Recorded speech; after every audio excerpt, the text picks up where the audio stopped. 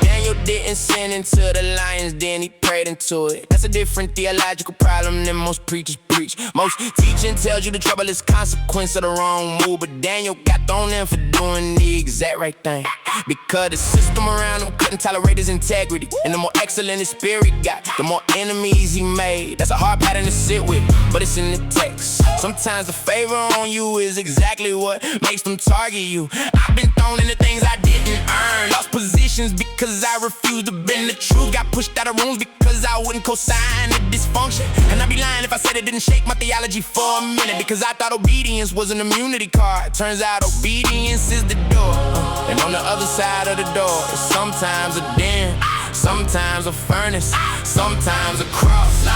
And God let me get thrown in, but he met me at the bottom of the pit. He didn't always prevent it, but he always met me. Shut the lions' mouths from the inside while I was already inside. That's a different testimony than I was raised on. Not deliverance from deliverance through lions den. I came out unscratched, but I came out different.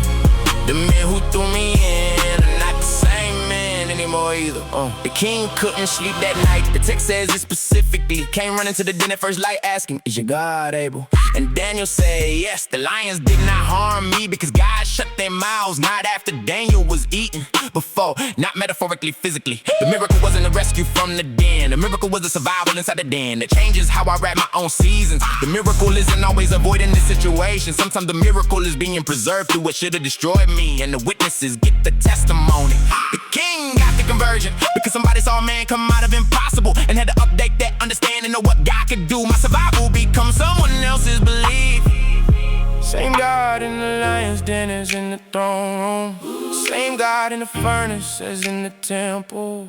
Same God in the storm as on the calm sea. He doesn't have a comfortable version and a pressure version. He's the same in both, which means the den has his full presence just as much as the worship service does, maybe more, because in the den he's all you have. Lions den. And God let me get thrown in, but he met me at the bottom of the pit. He didn't always prevent it, but he always met me. Shut the lions' mouths from the inside while I was already inside. That's a different testimony than I was raised on. Not deliverance from deliverance through lions den. I came out unscratched, but I came out different. The men who threw me